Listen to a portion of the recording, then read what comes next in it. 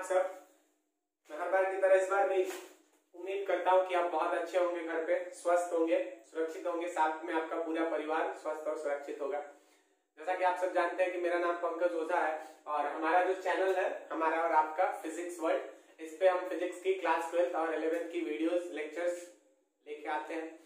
तो आज का जो हमारा टॉपिक है वो है electric field due to a uniform charge distribution. इसके पहले हम इलेक्ट्रिक फील्ड पढ़ चुके हैं। अच्छा, अब मैं कहीं पर भी इलेक्ट्रिक फील्ड लिखूं, इसका मतलब आपको इलेक्ट्रिक फील्ड इंटेंसिटी ही निकालनी है। तो इसके पहले हम इलेक्ट्रिक फील्ड पढ़ चुके हैं, इलेक्ट्रिक फील्ड इंटेंसिटी पढ़ चुके हैं, साथ में इलेक्ट्रिक फील्ड इंटेंसिटी निकालने का फॉर्मूला भी हमने प्रूफ कर लिया पिछले लेक्चर्स में, निकाल लिया हमने। क्या था वो फॉर्मूला? वो फॉर्मूला था, जैसे मान लेते हैं कि कोई चार्ज है, कोई क्यू चार्ज है, ठीक है। क्यू चार्ज से आर डिस्टेंस की दूरी पे कोई पॉइंट पी है, तो इस पी पे इस क्यू चार्ज की वजह से जो इलेक्ट्रिक फील्ड इंटेंसिटी होगी वो होगी के इंटू क्यू बाई। ये वाला फॉर्मूला हमने निकालना सीखा है। हम पीछे की क्लास में हमने इस पे कुछ क्वेश्चंस भी किए हैं, ठीक है। अब आज का जो हमारा लेक्चर होने वाला है वो electric field due to uniform charge distribution होने वाला है। देखिएगा, ये वाला जो फॉर्मूला है, ये वाला जो हमारा फॉर्मूला है, ये फॉर्मूला वैलिड है किसके लिए? ये फॉर्मूला वैलिड है सिर्फ पॉइंट चार्ज के लिए। Point charge, CHARG, point charge. Point charge का मतलब very small charge, very small charge. जैसे आपने क्लास 11th में पॉइंट मास पढ़ा है ना, बहुत छोटा मास, उसी तरीके से पॉइंट चार्ज भी होता है। 1 कूलम, 2 कूलम, 10 कूलम, 20 कूलम, इस तरीके से 50-100 कूलम, ये बहुत छोटे छोटे चार्जेस होते हैं, ठीक है, पॉइंट के बराबर होते हैं, ठीक है। लेकिन अगर कहीं डिस्ट्रीब्यूशन की बात की जाए, डिस्ट्रीब्यूशन का मतलब सबसे पहले तो मैं आपको समझाता हूँ। जैसे ये वाला 1 कूलम, 2 कूलम, 20 कूलम, ये सारे चार्जेस है, तो इसकी वजह से आप ये वाला फॉर्मूला लगा के आप निकाल सकते हैं, ठीक है। लेकिन मान लेते हैं कि आपको कहीं पे सवाल दे दिया जाए कि एक स्फेरिकल एक स्फीयर दे दिया जाए आपको, जिसपे कि क्यू चार्ज को यूनिफॉर्मली डिस्ट्रीब्यूट कर दिया जाए। यूनिफॉर्मली का मतलब आपको पता है क्या होता है? यूनिफॉर्मली का मतलब होता है कि आपके घर में 50 चॉकलेट्स हैं और आप 5 भाई बहन हो, तो सबको अगर 10-10 चॉकलेट्स मिलती हैं, 50 चॉकलेट्स हैं और 5 भाई बहन हो, तो सबको अगर 10 चॉकलेट्स मिलती है, तो वो यूनिफॉर्म डिस्ट्रीब्यूशन हो। यूनिफॉर्म का मतलब सबको बराबर, हर रीजन में बराबर चार्ज बटा हुआ है, ठीक है। एक कोई क्यू चार्ज है जिसको कि इस स्फीयर पे या सर्कल मान लो, कुछ भी मान लो, सर्कल भी मान सकते हो, स्फीयर भी मान सकते हो, कोई भी फिगर है, इस पे बराबर बांट दिया गया और आपसे पूछा गया हो कि यहाँ से आर डिस्टेंस की दूरी पे कोई पॉइंट है, कोई पॉइंट क्या है? तो इस क्यू चार्ज की वजह से इस पॉइंट पी पे इलेक्ट्रिक फील्ड क्या होगी? इस क्यू चार्ज की वजह से इस पॉइंट पी पे इलेक्ट्रिक फील्ड क्या होगी? तो वही जो आंसर इसका जो बोलते हैं कि इसकी वजह से ये जो डिस्ट्रीब्यूशन होने वाला है, इसकी वजह से, इस डिस्ट्रीब्यूशन की वजह से जो यहाँ पे इलेक्ट्रिक फील्ड होने वाली है, वो हम क्या करेंगे? निकालने की कोशिश करेंगे, ठीक है। देखो, अभी तक आपने जितना पढ़ा था आप ये बता दोगे कि सर इसका भी आंसर वही होगा, के क्यू बाई आर स्क्वायर, के क्यू बाई आर। लेकिन ये फॉर्मूला यहाँ पे गलत हो जाएगा, क्योंकि देखो चार्ज तो है, लेकिन आपके पास चार्ज यूनिफॉर्मली डिस्ट्रीब्यूटेड है, बटा हुआ है, ठीक है। देखो यही बात, एक मान लेते हैं कि एक रॉड है, इस रॉड पे क्यू चार्ज यूनिफॉर्मली क्या है? हर जगह डिस्ट्रीब्यूटेड, ठीक है। यहां से ए डिस्टेंस की दूरी पे, मान लेते हैं यहां से ए डिस्टेंस की दूरी पे कोई पॉइंट है डी, यहां से ए डिस्टेंस की दूरी पे कोई पॉइंट बी है, क्यू चार्ज बटा हुआ है। अगर कोई पूछता है कि what is electric field intensity due to this rod, due to charge on this rod at point B, तो आपने अभी तक जितना पढ़ा है वो क्या फॉर्मूला? के क्यू अपॉन ए स्क्वायर। लेकिन ये भी फॉर्मूला क्या हो जाएगा? गलत हो जाएगा। क्यों? क्योंकि ये फॉर्मूला सिर्फ और सिर्फ पॉइंट चार्जेस के लिए वैलिड है। पॉइंट चार्जेस के लिए, आई मीन टू से, do you understand what is point charge? Very small charge, फैला हुआ नहीं है वो, पॉइंट है छोटे से जगह पे, यहाँ पे देखो, यहाँ पे फॉर्मूला वैलिड क्यों नहीं है, क्योंकि ये चार्ज जो बराबर अमाउंट में हर जगह पे बटा हुआ है, यानी कि इस चार्ज से इस पॉइंट की दूरी कुछ और है, इससे कुछ और है, इससे कुछ और है, हर चार्ज से दूरी अपनी क्या है, इसमें भी इससे दूरी अलग है, इससे अलग है, इससे अलग है। तो इसको निकालने का तरीका क्या होना चाहिए? अब बहुत सारे बच्चों के मन में आ रहा होगा कि सर जैसे मास वाला क्वेश्चन करते थे उसी तरीके से इसको भी क्या कर लेंगे, हम कर लेंगे। मास वाले क्वेश्चन में क्या करते थे हम, 11th में आपने पढ़ा है? अच्छा 11th में आपने पढ़ा कहाँ है?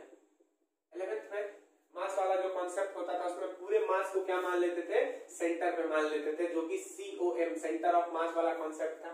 तो इसमें भी कुछ ऐसा कर सकते हैं क्या? किसी के मन में अगर ऐसी जिज्ञासा, क्यूरियोसिटी अगर उत्पन्न हो रही हो कि सर इस पूरे पॉइंट को क्या मान लेते हैं, हम इस पूरे चार्ज को क्या मान लेते हैं, पूरा चार्ज यहाँ पे है, ठीक है। अब यहाँ से इसकी डिस्टेंस क्या हो जाएगा, ये R है, मान लेते हैं कि इस स्फीयर का रेडियस जो है, इस स्फीयर का रेडियस जो है कैपिटल R है। तो अब आपके मन में आ रहा होगा कि सर ऐसे लिख दे K into Q is equal to K into Q अपन ये R प्लस R का होल स्क्वायर, या इसमें मान लेते हैं कि इस रॉड का जो लेंथ है वो कितना है, L है। तो आप क्या मान लो कि इस पूरे चार्ज को कहां पे मान लो, इसके सेंटर पे मान लो, यानी कि ये L/2 ये वाला डिस्टेंस हो जाएगा ना, ये वाला डिस्टेंस कितना हो जाएगा, L/2, यानी कि फॉर्मूला ऐसे लिख दो K Q into A plus L/2 का होल स्क्वायर। फिर भी ये फॉर्मूला भी गलत है। देखो पॉइंट सेंटर, किसी भी चीज को सेंटर पे मानने का कॉन्सेप्ट सिर्फ और सिर्फ मास में वैलिड है। चार्ज में आप पूरे चार्ज को सेंटर पे नहीं मान सकते। मास में आप पूरे मास को सेंटर पे मान के न्यूमेरिकल्स बना सकते हो, बनाया आपने, लेकिन चार्ज में ये कॉन्सेप्ट नहीं कर सकते, ठीक है। तो आज जो है हम आपको 4-5 न्यूमेरिकल्स के द्वारा ये टॉपिक समझाने की कोशिश करेंगे, ठीक है। हम बेसिकली आज का जो क्लास है हमारा वो क्या बोलते हैं कि बोर्ड पे बेस्ड नहीं है। अब बोर्ड पे बेस्ड नहीं है इसका मतलब ये नहीं है कि आप इसको स्किप करके आगे बढ़ जाएंगे, कॉन्सेप्ट आपका क्लियर हो जाएगा। अब देखो फिजिक्स में एग्जाम्स मैटर नहीं करते, मैटर क्या करता है, कॉन्सेप्ट करता है, ठीक है। तो आइए हम तो कुछ सवाल की हेल्प से ये इस टॉपिक को समझने की कोशिश करते हैं। ये समझ में आया ना? देखो ये वाला फॉर्मूला तभी वैलिड है, ये वाला फॉर्मूला तभी वैलिड है जबकि जो चार्ज होगा वो क्या होगा, पॉइंट चार्ज होगा। अगर चार्ज बटा हुआ है तब ये फॉर्मूला फेल हो जाता है, ठीक है। चलिए तो निकालने की कोशिश करते हैं, एक क्वेश्चन लेते हैं और उसी क्वेश्चन से बनाने की कोशिश करेंगे। एक सवाल,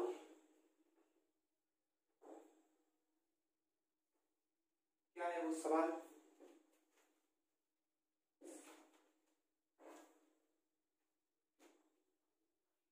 सवाल है कि एक रॉड है, क्वेश्चन नंबर 1, एक रॉड है,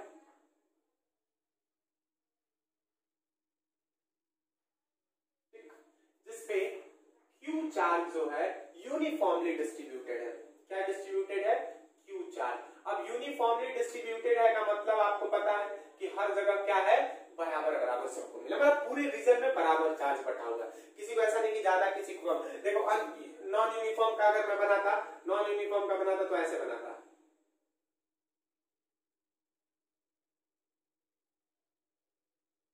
ये दिख रहा है आपको, नॉन यूनिफॉर्म। देखो इधर बहुत ज्यादा है, इधर नहीं, लेकिन इसमें सब जगह बराबर बराबर, ठीक है। तो यूनिफॉर्मली डिस्ट्रीब्यूटेड है, ओके। सवाल आपका है, सवाल है कि यहां से a डिस्टेंस की दूरी पे, यहां से a डिस्टेंस की दूरी पे कोई पॉइंट है P, यहां से a डिस्टेंस की दूरी पे कोई पॉइंट है P। अच्छा इस रॉड का लेंथ भी मैं आपके लिए लिख देता हूं, सिर्फ और सिर्फ आपके लिए। इस रॉड का जो लेंथ है वो मान लेते हैं कि L है, ठीक। इस रॉड का लेंथ L है जिसपे कि Q जो चार्ज है यूनिफॉर्मली डिस्ट्रीब्यूटेड है, बराबर बटा हुआ है, और यहां से a डिस्टेंस की दूरी पे कोई पॉइंट है P। तो इस पॉइंट पे इस चार्ज Q की वजह से इलेक्ट्रिक फील्ड इंटेंसिटी निकालनी है। हम क्या निकालनी है? इलेक्ट्रिक फील्ड इंटेंसिटी निकालनी, ठीक। तो K into Q upon A square formula तो गलत हो जाएगा। समझ रहे हो ना, अभी बताया ना मैंने कि ये फॉर्मूला किसके लिए वैलिड है, सिर्फ पॉइंट चार्ज के लिए वैलिड है। तो हमको निकालने आता है पॉइंट चार्ज का, पॉइंट चार्ज का निकालने आता है। तो एक हम काम करते हैं कि इस रॉड में से एक पॉइंट चार्ज खोजते हैं। समझिएगा, देखो आराम से समझो। इस रॉड, ये रॉड पे क्यू चार्ज बराबर बटा हुआ है ना, तो एक काम करते हैं, इस रॉड का एक एलिमेंट काटते हैं। एलिमेंट काटने आपको आता है ना, एलिमेंट काटने का मतलब क्या होता है कि दो चाकू लो और एकदम एक पतला सा एलिमेंट काट के निकालो। एलिमेंट काटने का मतलब ये होता है, जैसे मान लेना कि एलिमेंट काटना मैं आपको बता दूं, जैसे मान लेते हैं ये गाजर है, ये कुछ भी है, तो इसका एलिमेंट आप कैसे काटोगे, एक चाकू लो, ऐसे काटो, ठीक, बीच से कहीं से या ऊपर से ये पतला सा, एकदम पतला, एकदम स्लाइस के बराबर। जैसे खीरा का आप सलाद काटते हो ना, सलाद काटते हो खीरा का, तो वो क्या करते हो, उसको एलिमेंट भी काटते हो, एक एक एलिमेंट काटते हो उसका। तो उसी तरीके से इस रॉड का क्या कर लो, एक एलिमेंट काट लो, छोटा सा एलिमेंट कहीं से भी काट ले सकते हो आप, वो चाहो तो एलिमेंट यहां से भी काट सकते हो, यहां से भी काट सकते हो, यहां से भी काट सकते हो। मैंने क्या किया कि मैंने वो एलिमेंट यहां से काट लिया, यहां से वो एलिमेंट काट लिया।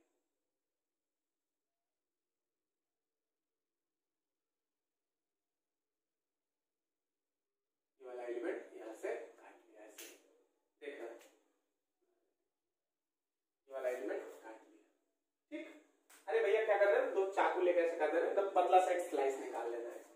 अच्छा, ये जो एलिमेंट मैंने काटा है, वो एलिमेंट इस पॉइंट से कितना दूर है, वो एलिमेंट इस पॉइंट से x डिस्टेंस की दूरी पे, ध्यान से समझना, बहुत ध्यान से।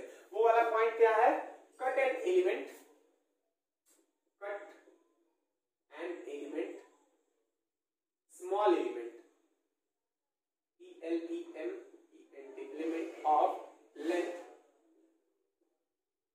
dx, बहुत छोटा काटना है, छोटा सा एलिमेंट काटना है। अब छोटा सा एलिमेंट क्यों काटना है, देखो इसमें चार्ज बराबर बटा हुआ है, तो इसमें जब एक छोटा सा एलिमेंट तुम काटोगे, जब उसमें तुम एक छोटा सा एलिमेंट काटोगे तो उसमें छोटा सा चार्ज आएगा, छोटा सा चार्ज आएगा, और उस छोटे चार्ज को तुम क्या मान सकते हो, पॉइंट चार्ज मान सकते हो। और पॉइंट चार्ज पे निकालने का फॉर्मूला तो पता है, निकालने का पता है ना, इस पॉइंट चार्ज की वजह से यहाँ पे क्या इलेक्ट्रिक फील्ड होगा, वो निकालने का फॉर्मूला पता है। तो बाद में ऐसे ऐसे ऐसे ऐसे ऐसे बहुत सारे पॉइंट चार्जेस इसमें होंगे, तो वो इंटीग्रेशन की कहानी होगी, मैं अभी धीरे धीरे आ रहा हूं उस पर, समझाऊंगा उसको। पहले cut an small element of length dx at a distance of x from the point, ठीक, x डिस्टेंस की दूरी पे हमने क्या कर लिया, एलिमेंट काट लिया। ये जहां पे एलिमेंट काटा उसकी दूरी को x मान भी लेते हो, तुम्हारी मर्जी है, ऐसे ही समझ लो। तो जब इस पे हमने एक एलिमेंट काटा है, तो उस एलिमेंट पे एक चार्ज आएगा, तो एक मतलब छोटा सा एक चार्ज आएगा ना, क्योंकि तुमने एलिमेंट बहुत पतला काटा है। एलिमेंट क्या काटा है तुमने, बहुत पतला काटा, तो उस पे चार्ज आएगा ना, छोटा सा चार्ज, और small charge dq is there on the element काटा है तो उसमें छोटा सा चार्ज dq होगा। अब ये जो dq है, ये जो dq है, ये किसकी तरह बिहेव कर सकता है, ये पॉइंट चार्ज की तरह बिहेव कर सकता है, ठीक है। तो हम, अच्छा ये dq जो है पॉइंट चार्ज की तरह बिहेव करेगा, तो ये वाला dq, अभी अब सब पूरे रॉड को तुम भूल जाओ, अब पूरे रॉड को भूल जाओ, तुम्हारे पास क्या है, इस dq पे जो चार्ज है उस पे कंसंट्रेशन करो, पूरा रॉड भूल जाओ। तो ये जो dq चार्ज है, वो यहाँ पे एक इलेक्ट्रिक फील्ड क्या करेगा, इलेक्ट्रिक फील्ड इंटेंसिटी, इसकी वजह से, उस dq चार्ज की वजह से एक इलेक्ट्रिक फील्ड इंटेंसिटी होगी।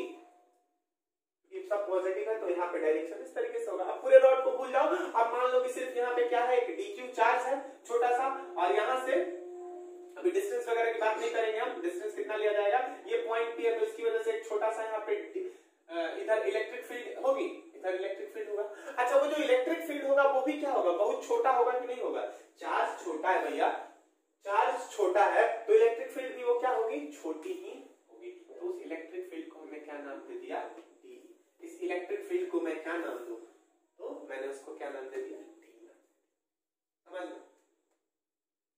छोटे से चार्ज की वजह से, जो हमने एलिमेंट काटा है उस पे जो चार्ज है उसकी वजह से वहां पे इलेक्ट्रिक फील्ड क्या हुई, डी। यहां पे मैंने लिख दिया DE is a small electric field due to dq on point p। ठीक है ना, d जो होगा स्मॉल इलेक्ट्रिक फील्ड होगा किसकी वजह से, dq की वजह से। ठीक, अच्छा तो चलो de की वैल्यू कितनी होगी ये भी लिख लेते हैं। de की वैल्यू कितनी होगी, तो de की वैल्यू हो जाएगी k into dq upon x square. ये हमने जो काटा ये कितनी दूरी पे है, x डिस्टेंस की दूरी पे है ना, ये हमने माना है, तो k into dq upon x square. ये कहानी समझ में आई किसको किसको बता दो। अरे यार इलेक्ट्रिक फील्ड का फॉर्मूला ही ना होता है k q upon r square. यहाँ पे जो छोटा चार्ज है वो dq है और ये, ठीक। अब देखो, अब बात ये है कि dq की वजह से तो निकाल दिया आपने, अब ऐसे ऐसे मिलियंस ऑफ dq इसमें छोटे छोटे छोटे छोटे एलिमेंट्स होंगे कि नहीं। अगर एकदम पतला पतला पतला पतला काटो, एकदम पतला काटो, तो एक गाजर में बहुत सारे स्लाइसेस काट सकते हो कि नहीं काट सकते हो। तो उसी तरीके से इसमें एलिमेंट्स भी बहुत छोटे छोटे छोटे छोटे मिलियंस ऑफ एलिमेंट्स होंगे कि नहीं होंगे। सबके पास अपना dq dq dq dq charge होगा कि नहीं होगा। तो इस यहां मान लो एक एलिमेंट तुमने काटा, ठीक है, तो इसकी वजह से स्मॉल इलेक्ट्रिक फील्ड d इधर डायरेक्शन में, एक यहां पे काटा इधर इस डायरेक्शन में, एक यहां पे काटा इस डायरेक्शन में, एक यहां पे काटा इस डायरेक्शन में, मतलब कि जितने जितने तुम एलिमेंट्स काटोगे सबकी वजह से यहाँ पे इलेक्ट्रिक फील्ड इस डायरेक्शन में होती जाएगी। हाँ, सबके लिए x की वैल्यू क्या होती जाएगी, अलग होगी। जैसे यहाँ पे हो तो x की वैल्यू a होगी, यहाँ पे पहुंच जाओ तो x की वैल्यू कितनी हो जाएगी, यहाँ पे पहुंच जाओ तो x की value a plus l, a इसका लेंथ और l इसका लेंथ, समझना है। तो क्या किया हमने कि हम क्या करेंगे कि इन सारे स्मॉल स्मॉल d को क्या कर देंगे, हम जोड़ देंगे, तो टोटल रॉड की वजह से इलेक्ट्रिक फील्ड निकल जाएगा कि यहाँ पे क्या होगा, समझ रहे। हम लिखेंगे कि DE is added, ADDED added to get net ELECTRIC electric field। DE is added to get net electric field। अब DE को जोड़ना है तो भैया D दो क्या बोलते हैं कि ये तो है नहीं कि 2 में 2 जोड़ दिए, 3 में 4 जोड़ दिए तो 7 आ गया। इसको जोड़ने के लिए नॉर्मल एडिशन नहीं करना पड़ेगा, इसको जोड़ने के लिए क्या करना पड़ेगा, इंटीग्रेशन करना पड़ेगा। ठीक है, तो आइए इंटीग्रेशन देखते हैं। तो हमने लिख दिया E net is equal to integration of DE, integration of क्या, DE। अब देखो इंटीग्रेशन क्या मांगता है, इंटीग्रेशन लिमिट मांगता है, तो अभी लिमिट की कहानी छोड़ो, इंटीग्रेशन ऑफ D। तो मैं ये लिख सकता हूं इज इक्वल टू D की वैल्यू, इंटीग्रेशन ऑफ D की वैल्यू क्या है, k dq upon x square, k dq upon x square. This is the E net, ये E नेट होगा। अब देखो मैं बोल रहा था, अब यहाँ पे तुम्हारा जो है अब जो भी चीज है ना मैथमेटिक्स की होगी। ये कॉन्सेप्ट आपको समझ में आ गया। हमने क्या काटा, छोटा सा एलिमेंट काटा एक x जगह पे, और वैसे वैसे बहुत सारे एलिमेंट्स काटे और सारे एलिमेंट्स की इलेक्ट्रिक फील्ड इंटेंसिटी को हमने क्या कर दिया, जोड़ दिया। जोड़ने के लिए क्या यूज किया, इंटीग्रेशन का चीज यूज किया। ठीक है, अब एक बात बताओ कि इसमें k तो कांस्टेंट रहेगा, dq भी कांस्टेंट रहेगा, वैरी क्या करेगा, x। तो x वैरी कहां से कहां तक करेगा, तो जरा बताना मुझे। x वैरी करेगा a से लेके, पहला एलिमेंट तुम कहां पे काटोगे, यहां पे, यही पे काटोगे ना पहला एलिमेंट, यानी कि इस पॉइंट से कितनी दूरी पे, a डिस्टेंस की दूरी पे, और काटते काटते काटते काटते काटते काटते लास्ट एलिमेंट कहां पे काटोगे, ये यहां पे काटोगे, इस पॉइंट से कितनी दूरी पे, a प्लस l डिस्टेंस पे। तो यहां पे फटाक से लिमिट लगा दो a से लेके a प्लस l तक। समझ में आई रही है कहानी, a से लेके a प्लस l तक। अब आइए सॉल्व करते हैं, सॉल्व करते हैं। तो k क्या हो जाएगा, बाहर आ जाएगा, यानी कि अब इंटीग्रेशन होगा किसका, 1/x स्क्वायर का, किसके रिस्पेक्ट में, dq के रिस्पेक्ट में। कहां से कहां तक, a से a प्लस l तक, a से a प्लस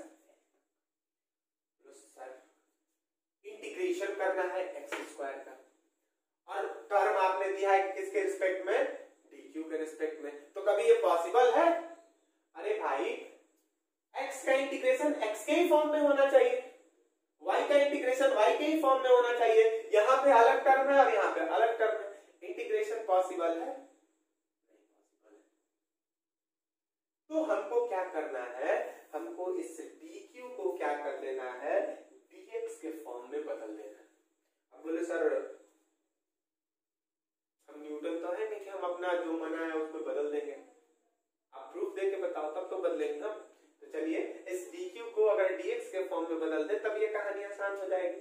तो यहाँ पे एक नया टर्म इजाद किया जाता है जिसको हम बोलते हैं लीनियर चार्ज डेंसिटी। मैं एक बार कैमरा चेक कर लो,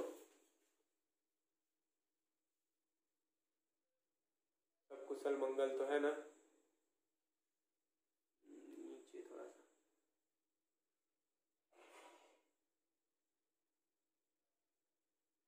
अब सही है। Linear charge density, LINEAR, linear CHARGE, charge density, linear charge density. इसको हम क्या बोलते हैं, इसको बोलते हैं लैम्डा। अब what is linear charge density? Linear charge density is charge per unit length, CHARGE, charge per unit length. और इसकी वैल्यू हमेशा क्या होगी, सेम होगी। देखो अगर इस रॉड में यूनिफॉर्म डिस्ट्रीब्यूशन है, लीनियर चार्ज डेंसिटी का मतलब कि यूनिट लेंथ में कितना चार्ज है, अगर इस पे बराबर बराबर चार्ज बटा हुआ है तो इस वाले यूनिट लेंथ में, यानी कि इस वाले, जैसे मान लेते हैं कि इस रॉड का लेंथ 10 मीटर है, तो पहले 1 मीटर में उतना ही चार्ज होगा जितना कि दूसरे 1 मीटर में, जितना कि तीसरे 1 मीटर में, जितना कि चौथे 1 मीटर में। समझ रहे हो बात को? तो लीनियर चार्ज डेंसिटी ये कांस्टेंट क्वांटिटी होती है, हर जगह ये क्या होगी, सेम होगी। तो हम लैम्डा इज इक्वल टू क्या लिखते हैं, लैम्डा इज इक्वल टू लिखते हैं Q by, lambda is equal to क्या लिखते हैं, Q बाई। ये हर जगह क्या होगी, सेम होगी। ओके अच्छा, तो एक काम करते हैं, lambda is equal to Q by L। अगर स्मॉल एलिमेंट्स के स्मॉल लेंथ की बात करें तो लैम्डा इज इक्वल टू ये भी हो सकता है dq बाई dl, ये भी फॉर्मूला है। भाई Q बाई L लिखो या dq बाई dl लिखो, एक ही बात है। ये लैम्डा हमेशा सेम रहेगा। समझ में नहीं आई कहानी? देखो मैं तुमको बताने की कोशिश करता हूँ। जैसे मान लेते हैं लीनियर चार्ज डेंसिटी को मैं आपको थोड़ा सा लीनियर मास डेंसिटी में समझाता हूँ। जैसे मान लेते हैं कि ये 2 मीटर का कोई रॉड है, 2 मीटर का रॉड है और इसका जो वेट है वो कितना है, 10 kg है।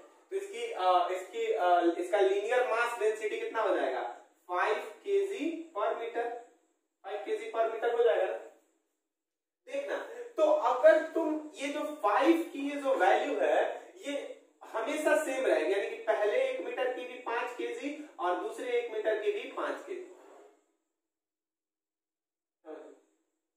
अच्छा, एक और बात मैं बताऊं कि अगर तुमको निकालना है कि पहला एक छोटा सा एलिमेंट काटो, ठीक है, छोटा सा एलिमेंट काटो और इसकी अगर डेंसिटी निकालने की कोशिश करो तो इसके भी लिए भी लैम्डा की वैल्यू 5 ही आएगी। क्योंकि देखो जब लेंथ घटेगा तो इसका मास भी तो घटेगा ना। समझो, यानी कि देखो ऐसे बता रहा हूं कि इसके 2 मीटर लेंथ की वैल्यू कितनी है, 10 kg है, ठीक है। तो इसकी 1 सेंटीमीटर लेंथ का वेट कितना हो जाएगा, देखो मैं बताता हूँ आपको। 2 मीटर यानी कि 200 सेंटीमीटर की कितनी है, 10 kg, यानी कि 1 सेंटीमीटर की कितनी हो जाएगी, 10 बटा में 200, 10 बटा में 200 यानी कि 1 बटा में 20, 1 बटा में 20 नहीं हो जाएगा ना, 10 बटा में 200 यानी कि 1 बटा में 20, 1 सेंटीमीटर की। तो 1 सेंटीमीटर का जो लेंथ है, गलत नहीं हूं ना मैं, 1 सेंटीमीटर का वेट कितना हो जाएगा, इतना kg हो जाएगा। अब 1 सेंटीमीटर का वेट इतना kg हो रहा है, समझो इस बात को, 1 सेंटीमीटर का वेट, तो 1 सेंटीमीटर लेंथ जो है, अगर आपकी बात निकालने की कोशिश करो, लेंथ वाइज निकालो, नहीं समझ में आई बात? देखो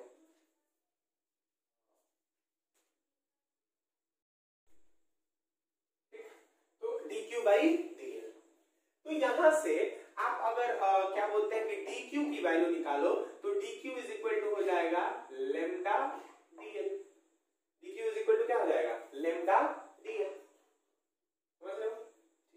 अब यहाँ पे जो हमारा यूनिट है वो किस में है, एक्स में है ना, यहाँ पे डिस्टेंस वगैरह एक्स में दिया हुआ है ना, इसकी बात करें ना, इसका कितना था, dx था, ठीक है, और इस पे चार्ज कितना था, dq, यहाँ पे लिखवा दिया हमने ना सब। तो यहाँ पे एक काम करते हैं, dl की जगह dx लिख देते हैं छोटा सा, तो ये कितना हो जाएगा, लैम्डा dx। लेंथ में लिख रहा था, इसको q by x कर सकते हो तुम, q by x भी कर सकते हो, q by l भी कर सकते हो, लेंथ को x में भी मेजर करते हैं। तो dq की वैल्यू कितनी आ गई, लैम्डा dx आ गई। ये कॉन्सेप्ट आपको समझ में आया, linear charge density. Linear charge density हम क्यों यूज करेंगे, इस dq को dx के फॉर्म में लिखने के लिए। बता रहा हूं कैसे। लीनियर चार्ज डेंसिटी क्या बोलते हैं, lambda. Lambda is equal to होता है चार्ज पर यूनिट लेंथ, ये बराबर रहता है, ठीक है। अगर मान लेते हैं कोई यूनिफॉर्मली डिस्ट्रीब्यूट 24 केजी का कोई रॉड है और उसका लेंथ जो है 6 मीटर है, अगर पूछा जाता है कि अगर मान लेते हैं कि अगर मास यूनिफॉर्मली डिस्ट्रीब्यूटेड है तो what is linear mass density. तो 24 का रॉड है, 6 लेंथ है, तो 24/6 यानी कि 4 kg पर मीटर, 4 kg पर मीटर, हर केजी पे कितना है, 4 kg है। तो इसी तरीके से lambda is equal to q by x, या l भी एक ही बात है, तो q by x को तुम dq by dx भी लिख सकते हो, एक ही बात है। तो dq is equal to lambda dx। अब यहाँ पे वो वाली वैल्यू लिखेंगे, ये वाला टर्म में मिटा देना,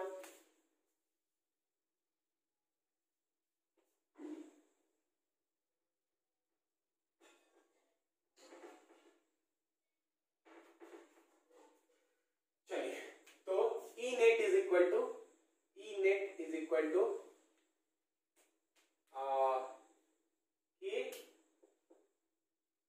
integration 1 by x square into lambda dx लिख सकता हूं ना मैं। अब dq की जगह हमने क्या लिख दिया, लैम्डा dx, और कहां से कहां तक, a से लेके a प्लस l तक। E net is equal to lambda भी कांस्टेंट है, लैम्डा भी बाहर आ जाएगा, यानी कि k लैम्डा, ठीक, ये हो गया तुम्हारा 1 by x square, sorry 1 by x square का इंटीग्रेशन, 1 by x स्क्वायर का इंटीग्रेशन किसके रिस्पेक्ट में, dx के। अब हमारी कहानी आ गई ना, a से लेके a प्लस।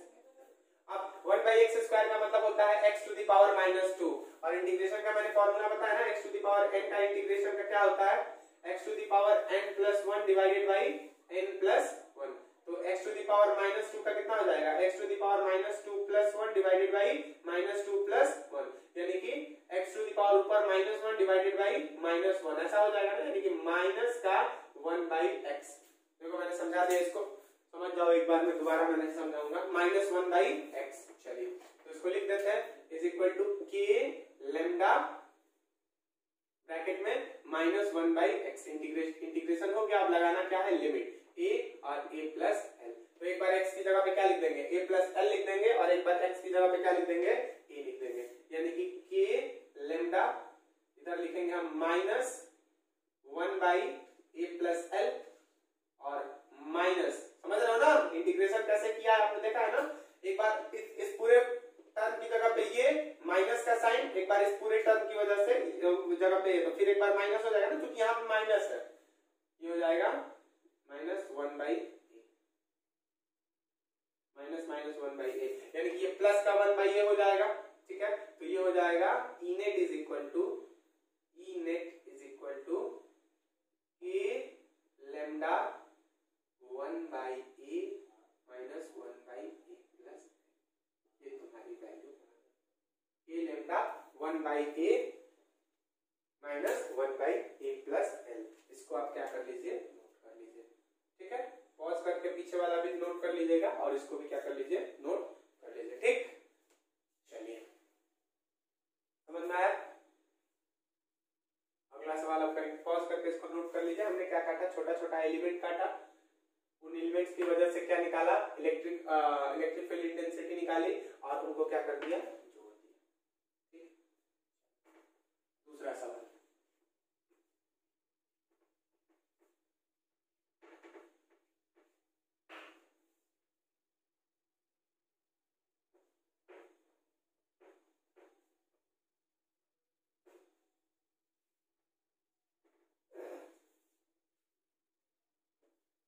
बहुत इंपॉर्टेंट है सवाल, बहुत खूबसूरत खूबसूरत सवाल है। अब की बार ये जो चार्ज है, वो एक सेमी सर्कुलर रिंग पे डिस्ट्रीब्यूटेड है। सेमी सर्कुलर रिंग, ठीक है, मतलब वो बस रिंग तक ही सीमित है, इधर नहीं है। रिंग थोड़ा गंदा बन गया क्या? चलो ठीक है, कोई बात नहीं, आप उसको इग्नोर कर सकते हैं। सेमी सर्कुलर रिंग पे डिस्ट्रीब्यूटेड है, क्वेश्चन नंबर 2। और पूछा गया है, जैसे मान लेते हैं कि सेमी सर्कुलर रिंग है, पूछा गया है कि what is E net at O. यहाँ पे इस पूरे रिंग की वजह से, यहाँ पे इस पूरे रिंग पे जो चार्ज है उसकी वजह से यहाँ पे इलेक्ट्रिक फील्ड क्या होगा? ये क्यू चार्ज जो है डिस्ट्रीब्यूटेड है, बराबर यूनिफॉर्मली डिस्ट्रीब्यूटेड है पूरे, ठीक है। तो इस सवाल को हम बनाने की कोशिश करते हैं, आप तो देखते रहिए, समझिए ई नेट कैसे निकालेंगे, ठीक है। बहुत इंटरेस्टिंग सवाल है, बहुत मजा आएगा इसको बनाने में। तो एक काम करते हैं, हमने क्या किया कि क्योंकि पूरा का पूरा चार्ज डिस्ट्रीब्यूटेड है ना, बराबर तो है नहीं, बराबर रहता तो कुछ करते भी, बराबर तो नहीं, और इस सेंटर पे ओ पे हमको निकालना है। तो इसमें भी क्या करेंगे कि हर साल की भांति इस साल भी एलिमेंट ही काटेंगे। एलिमेंट हमको क्या करना है? काट लेना है, कोई एक एलिमेंट कहीं पे काट लेंगे। एक छोटा सा मान लेते हैं कि यहीं पे एलिमेंट, यहाँ पे छोटू सा एलिमेंट काट लेते हैं, जिसका कि लेंथ कितना हो,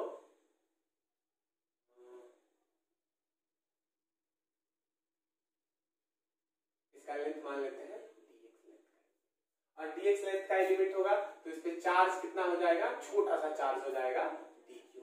समझ में आ गई बात? ये जो एलिमेंट हमने काटा है, ये यहां से कितना ऊपर है? थीटा एंगल ऊपर है। अच्छा, जो ये एलिमेंट हमने काटा है, एक और बात मैं बता रहा हूं कि ये कितना भी छोटा हो, ये सेंटर पे, सेंटर पे एक एंगल सस्टेन करेगा। समझो इस बात को। ये जो मैंने छोटा सा एलिमेंट काटा, ये कितना भी छोटा हो, dx लेंथ का काटा है, ये कितना भी छोटा हो, ये यहाँ पे एक एंगल सस्टेन करेगा d थीटा। कितना भी छोटा भैया काट लो, जैसे मान लो एक सर्किल है, यहाँ पे एलिमेंट काट लो, तो कितना भी छोटा उसको कर लो, एक एंगल तो वो सेंटर पे सस्टेन करेगा नहीं, भले बहुत छोटा एंगल सस्टेन करे, तो वही d थीटा जो है वो एंगल है, ठीक है। तो ये वाला जो एलिमेंट हमने काटा है dx लेंथ का, इसके सरकमफियरेंस पे, सेमी सर्कल के, इसके सरकमफियरेंस पे जो ये काटा है dq, इसकी वजह से यहाँ पे एक इलेक्ट्रिक फील्ड होगी, और उस इलेक्ट्रिक फील्ड का डायरेक्शन क्या होगा? सीधा ऐसे होगा। बताओ होगा कि नहीं होगा? अरे यार यहाँ देखो, ऐसे अब सारा रिंग भूल जाओ, मान लो कि यहाँ पे छोटा सा चार्ज है dq, ठीक है, और यहाँ से इस जगह पे ये पॉइंट है हमारा, वो इस पे इलेक्ट्रिक फील्ड निकालना है, तो इलेक्ट्रिक फील्ड का डायरेक्शन ऐसे ही होगा ना, ये सब प्लस प्लस प्लस ही है, होगा ना, इस डायरेक्शन में होगा। अब देखो यहाँ पे चक्कर क्या होगा, यहाँ पे चक्कर ये होगा कि हम इस d मान लेते हैं, इसको d, छोटा सा क्या है d, इलेक्ट्रिक फील्ड, इस छोटे से चार्ज के लिए छोटा सा इलेक्ट्रिक फील्ड इस डायरेक्शन में d। अच्छा, ये एंगल थीटा है, तो ये वाला एंगल भी क्या हो जाएगा? थीटा हो जाएगा। बताना जरूरी है कि इलेक्ट्रिक फील्ड का डायरेक्शन इस लाइन से कितना नीचे होगा, एकदम स्ट्रेट होता है, ठीक है। ये आप इसको एक ही लाइन समझिएगा, एकदम रियलिटी में एकदम पतला होता है, आपको नेकेड आई से दिखेगा नहीं, लेकिन मैंने आपको समझाने के लिए थोड़ा इतना चौड़ा कर दिया, ठीक है, नहीं तो बाकी एकदम ये पतला होगा, क्योंकि आप छोटा सा चार्ज का सेपरेशन, छोटा सा चार्ज तो आपको दिखेगा ही नहीं, तो छोटे से चार्ज का सेपरेशन थोड़ी देख लोगे। अब मैंने इधर पॉइंट बना दिया, ये पॉइंट तो दिख नहीं रहा है, तो आपकी आंख से ये जो इसके बीच का जो ये सेपरेशन है वो थोड़ी दिखेगा। चलिए, ये थीटा है, तो इसको हमने क्या कर दिया कि इस इलेक्ट्रिक फील्ड को दो कंपोनेंट्स में रिजॉल्व कर दिया। दो कंपोनेंट्स में रिजॉल्व करना आपने क्लास 11th में सीखा है। एक ये एक्स एक्सिस के अलोंग, इसको हमने नाम दिया, नाम क्या दिया? होता ही है dE, इधर थीटा होता है, उसको क्या बोलते हैं? d cos थीटा, ठीक। और इस वाले को क्या बोलते हैं? dE sin theta.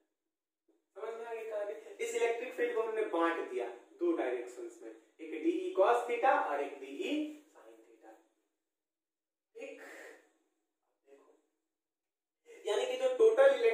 होगा, इस बार हमको d cos थीटा का अलग जोड़ के निकालना है और d sin थीटा का अलग जोड़ के निकालना है। अच्छा एक बात बताओ कि ये जो एलिमेंट होगा ये यहां से कटना चालू होगा और खत्म कहां पे होगा, यहाँ पे। यार यहां से चालू होगा और खत्म कहां पे होगा, यहाँ पे। तो उस समय एलिमेंट्स वैरी किसमें कर रहा था, उस पिछले वाले में डिस्टेंस वैरी कर रहा था, x वैरी कर रहा था, इसमें वैरी क्या करेगा, थीटा।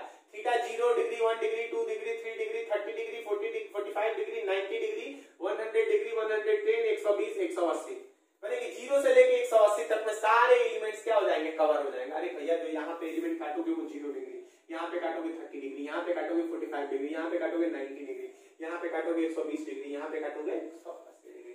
तो इस बार थीटा किसमें वैरी करेगा, सॉरी इस बार जो चीज वैरी करेगी वो क्या होगी, वो होगी थीटा। अब समझो कहानी, आओ सुनाऊं चार्ज की एक कहानी। दो थे फील्ड्स, एक था d sin थीटा और एक था d cos थीटा। अब देखो मैं आपको एक चीज बता देता हूं कि ये आप जो है d cos थीटा टोटल निकालने के लिए आप क्या करोगे कि इन दोनों को जोड़ोगे इंटीग्रेशन के तरीका से। तो एक चीज देखो कि जोड़ना बस d sin थीटा को है, ये d cos थीटा जो होगा ना वो कैंसिल आउट हो जाएगा। देखो मैं आपको बताता हूं, पहले लिख दे रहा हूं मैं कि E net is equal to integration of dE sin theta। E net is equal to integration of dE sin theta। बोलो सर इसका dE cos थीटा भी कंपोनेंट है, उसको क्यों नहीं जोड़ रहा है, उसको हम इसलिए नहीं जोड़ रहे हैं कि dE cos थीटा जो है वो क्या होगा, हर एक एलिमेंट के साथ, हर एक एलिमेंट के लिए एक दूसरा ऐसा एलिमेंट होगा जो कि उसके dE cos थीटा को क्या कर देगा, कैंसिल कर देगा। देखो मैं इधर समझा रहा हूं, जैसे मान लेते हैं कि एक एलिमेंट आपने यहां पे काटा, इसकी वजह से dE इधर हुआ, d sin थीटा इधर हुआ, ठीक है।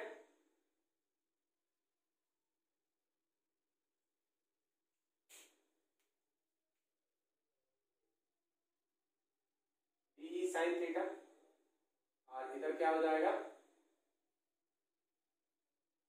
d cos थीटा, ठीक है। मान लेते हैं थीटा जो भी एंगल है होगा ना, ये थीटा है। तो अब देखो एक ऐसा एलिमेंट इधर भी होगा, देखो यहां से एक ऐसा इसका मिरर एलिमेंट इधर होगा। देखना समझना, एक एलिमेंट यहां पे अगर तुम काटोगे यहां आके, इसके लिए एक ऐसा एलिमेंट जरूर होगा। जैसे इसका बताओ, इसका भी d sin थीटा इधर की तरफ होगा और इसका d cos थीटा किधर हो जाएगा, इसका d देखो इसका d इधर होगा, समझो इसका d इधर होगा तो इसका d sin थीटा इधर और d cos theta, d cos theta इधर, d sin थीटा तो इधर रहेगा ही, समझो। तो इसके इस वाले एलिमेंट का d cos थीटा, इस वाले एलिमेंट का d cos थीटा, ये दोनों आपस में क्या हो जाएंगे, कैंसिल हो जाएंगे। इस बात को समझ लो। तो लिखा जाता है कि d cos theta will be cancel due to mirror element, d cos theta will be cancelled, CNCELLED, cancelled due to MIRROR mirror। हर एक एलिमेंट के लिए होगा। अगर तुम मान लो कि यहां पे ऐसा काट रहे हो, यहां पे ऐसा काट रहे हो, तो एक इधर ऐसा होगा जो कि क्या कर देगा, कैंसिल कर देगा। समझ रहे हो कहानी?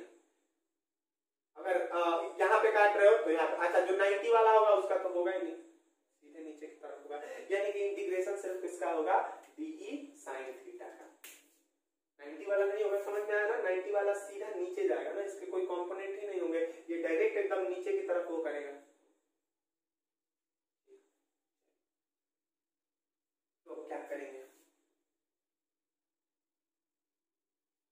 सबसे पहले हम d निकाल लेते हैं। ये d की वैल्यू कितनी होगी, तो dE की वैल्यू जो हो जाएगी वो हो जाएगी k इंटू dq बाई। अब देखो यहां से यहां के बीच की डिस्टेंस वही होगी जो कि इसका क्या होगा, जो कि इस सेमी सर्कल का रेडियस होगा। तो मान लेते हैं कि सेमी सर्कल का रेडियस कितना है, r है, तो ये वाला वैल्यू कितना हो जाएगा, r square, k dq upon r square. यहाँ पे चार्ज कितना है, dq, यहाँ से इस पॉइंट के बीच की डिस्टेंस कितनी है, r। समझिए दोनों लाइन एक ही है लगभग, बहुत माइनर डिफरेंस है इनमें, मैंने आपको समझाने के लिए इतना सेपरेटली लिखा है। और r स्क्वायर,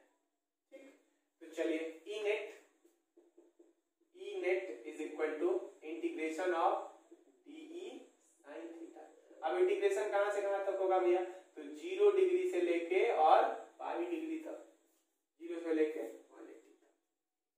चलिए लिखते हैं E net is equal to integration of D की जगह पे K D Q by R square into sine theta, ठीक है, और 0 से लेके समझते जाइए।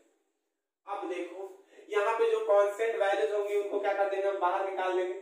तो के कांस्टेंट है, आर कांस्टेंट है, यानी कि बचा क्या, बचा साइन थीटा और डी क्यू, यानी कि डी क्यू को साइन थीटा को इंटीग्रेट करना है किसके टर्म में, डी क्यू के टर्म में, यानी कि ई net is equal to K by R square को क्या कर दो, बाहर कर दो, integration of sine theta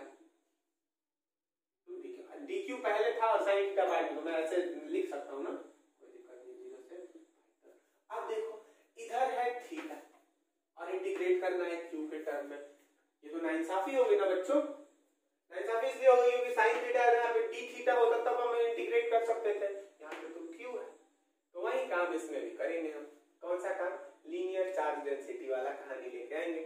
linear charge density क्या होता है, देखो समझना इस चीज को। इस पूरे मान लेते हैं कि इसका जो लेंथ है यहाँ से लेकर यहाँ तक का L लेंथ का है, इसका जो सर्कमफियरेंस यहाँ से लेकर, बस यहाँ से लेकर यहाँ तक, ये उसमें मेंशन नहीं होगा, यहाँ से लेकर यहाँ तक। मान लेते हैं कि लेट द LCD भी लेम्डा, इसका LCD कितना है, लेम्डा, लीनियर चार्ज डेंसिटी कितना है, लेम्डा। तो लेम्डा इज इक्वल टू कितना हो जाएगा, टोटल चार्ज कितना है, Q अपॉन, या इसको मान लेते हैं x मान लेते हैं, इस पूरे लेंथ को क्या मान लेते हैं, x, L मानो x मानो, मैंने यहाँ पे dx लिख दिया, इसकी वजह से लिख रहा हूं मैं, तो यहाँ पे मैंने क्या लिख दिया, q अपॉन x।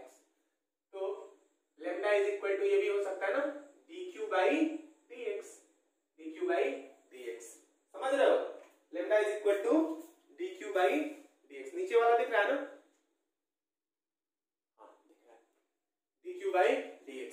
तो यहां से आपको क्या हो जाएगा, यहां से आपको dq की वैल्यू कितनी मिल जाएगी, dq is equal to lambda dx, dq is equal to lambda dx।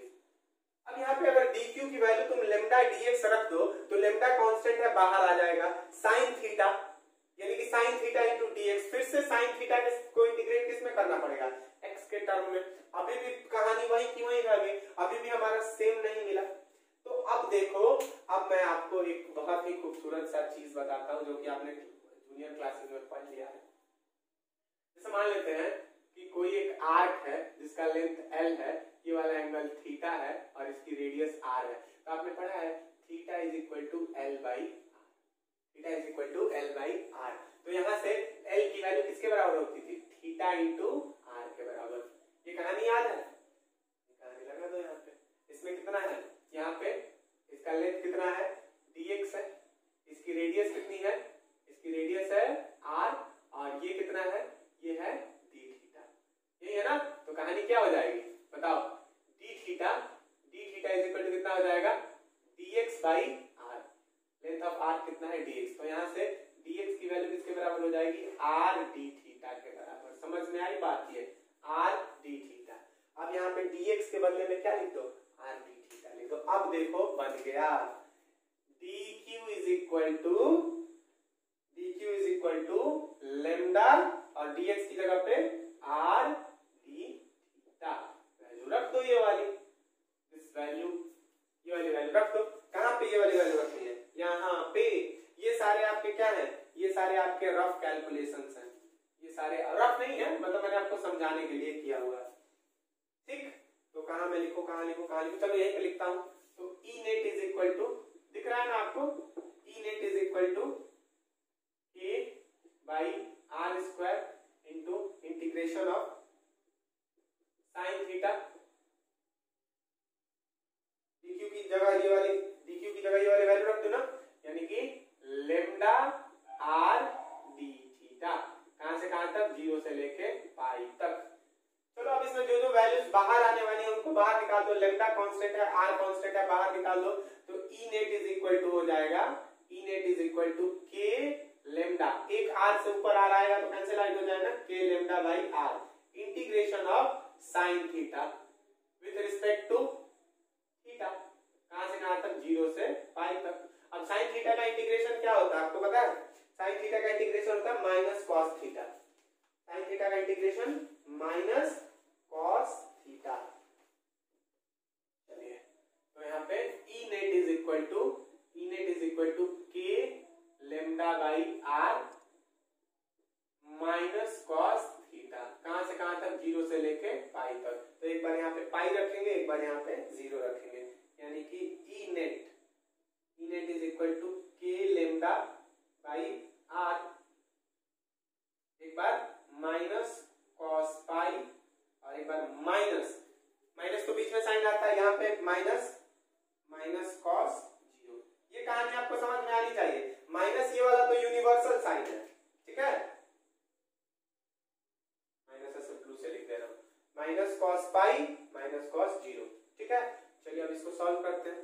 तो मेरे ख्याल से ई net is equal to K lambda by cos pi की वैल्यू कितनी होती है? कॉस 180 की वैल्यू होती है -1 और -1